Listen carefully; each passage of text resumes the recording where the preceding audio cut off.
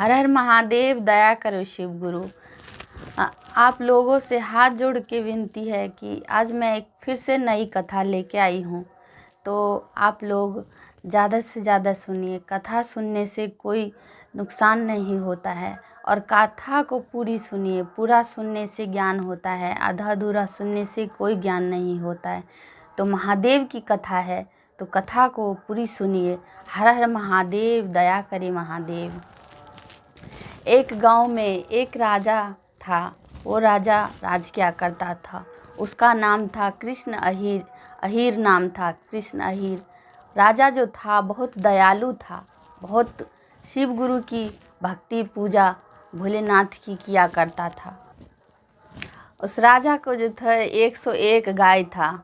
राजा जो था बहुत दयालु था। बहुत शिव गुरु की पूजा भक्ति भी राजा भी किया करता था। उस राजा का जो था एक डमरू नाम का एक नौकर था। नौकर जो था राजा से भी बड़ा शिव गुरु का भक्त, भोला भाला, अपना थोड़ा वो दिमाग का और दिल का बहुत साफ था। भोला उसका भक्त, उसका जो नौकर था बड़ा ही भोला था। उसका नाम था डमरू। उसकी राजा की जो गाय थी 101 गाय, वही वो डमरू जंगल में ले जाता, उसको चराता था। सब कुछ वो डमरू उसका नौकर भोले उस राजा का नौकर किया करता था। और फिर इसी तरह अपना वो डमरू जंगल में चराया करता। पहाड़ों पे, जंगलों में, दूर उस राजा के राज से बहुत दूर पे जंगल था। उस जंगल में चराता था और अपना वहीं जंगल में पूजा भक्ति ध्यान गाना, अपना वो भक्ति में भजन रम में नील रहता। अपना गाय को चराया करता था। इसी तरह 1-2 महीने हो गए, चराता था रोज। और उसकी भक्ति को देख के भोलेनाथ तो प्रसन्न हो रहे थे, खुश हो रहे थे। तब एक दिन क्या हुआ, उस डमरू को सपने में भोलेनाथ बोले कि हे भक्त, तू तेरे इस जंगल के कुछ दूर पे इस एक पहाड़ है, उस पहाड़ के पीछे एक बिल है।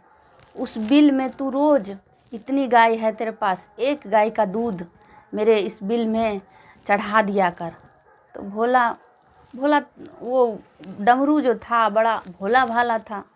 अपना वो उठा, उसने सोचा कि कोई मांग रहा है दे देते हैं। वो नहीं सोचा कि सपने में ही किसी ने कहा है। उसने सोचा कि कोई हकीकत में बोला मुझे। वो उतना नहीं सोचने लगा। बोला कि चलो, पहले तो सोचा फिर कि राजा कुछ बोलेगा, मुझे डांटेंगे। फिर सोचा कि चलो इतना तो गाय है ही, 101 गाय है, राजा को क्या पता चलेगा। हाँ, चढ़ा देंगे, जाके चढ़ा देंगे। कोई मांग रहा है तो क्या हो गया, दे देंगे, चढ़ा देंगे। अपना फिर उस दिन से गाय को ले जाता, शाम दिन भर चराता, शाम को जो होता तो उस बिल के पास ले जाता और गाय का दूध दूह के अपना चढ़ा देता था बिल में। इसी तरह 1-2 महीना बीत गए। बीतने के बाद 1-2 महीने के बाद क्या हुआ, जो राजा सोचा कि इस सब इतना दूध सब गाय देता है, ये दूध, इस गाय का दूध क्यों नहीं होता है। अपना डमरू से पूछे तो डमरू बोला कि वो कुछ नहीं बोला। बोला कि पता नहीं मालिक, अपना इस तरह बोल दिया। फिर राजा ने, डमरू के जाने के बाद राजा ने विचार किया, सोचा मन में कुछ तो ज़रूर गड़बड़ है, चलो इस बात का पता लगाते हैं जंगल में जाके। तो डमरू जब गाय लेके जंगल में गया चराने, तो उस दिन अपना भोलेनाथ एक विशाल नाग का रूप प्रकट हुए, इस बिल में से निकले।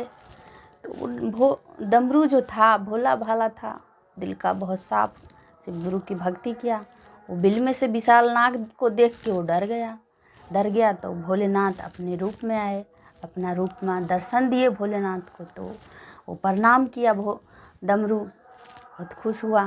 तब भोलेनाथ बोले कि डर मत बच्चे, और आशीर्वाद सब दिए और उससे पूछे कि वो मांग, वरदान मांग। तो बोला, बाबा मुझे कुछ नहीं चाहिए, मुझे एक इस गाय को चराने के लिए एक लाठी दे दो, जो मैं बैठा रहूं और वो गाय वो लाठी, वो गाय चराए, वो लाठी से ही गाय चरे। भोलेनाथ बोले ठीक है, उसको एक लाठी दे दिया। अब वो उस दिन से अपना उस बैठा रहता कहीं, और वो कहीं भी इधर उधर गाय जाता तो लाठी अपना उस लाठी से सबको ले आती, लाठी अपना चलती रहता था। राजा ये सब देख लिए। देखने के बाद वो सब तो नज़ारा देख रहे थे जंगल में, राजा ने सब कुछ देख लिया था। फिर भोला जब डमरू जब घर आया गाय को लेके, तो उससे पूछा वो तो भोला भाला था। सोचा राजा कि ये तो बताएगा नहीं कुछ, और ये नहीं सोचे कि ये तो भोला भाला है कि ये तो हर चीज़ बता ही देगा। मगर राजा सोचे कि कुछ नहीं बताएगा, तो सब कुछ पूछने पर डमरू ने सब कुछ बताया, सब सच्चाई बता दी।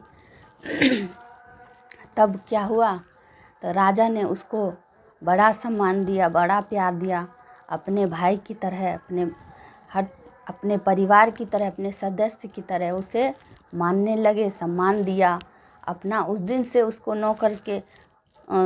नौकर से उसको अपना भाई बंधु बना के अपने साथ रखे। तो इसी तरह भगवान कब किस पर दयालु हो जाए, तो दिल साफ करके हमेशा भोलेनाथ की, शिव गुरु की भक्ति किया करें, और भक्ति भजन में कोई भी काम करे, भक्ति भजन में लगे रहे, दिल साफ करके कोई भी काम किया करे। हर हर महादेव। जैसे उस डमरू पर दया किया, राजा पर दया किया, हे भोलेनाथ हम सब पर भी दया करते रहना।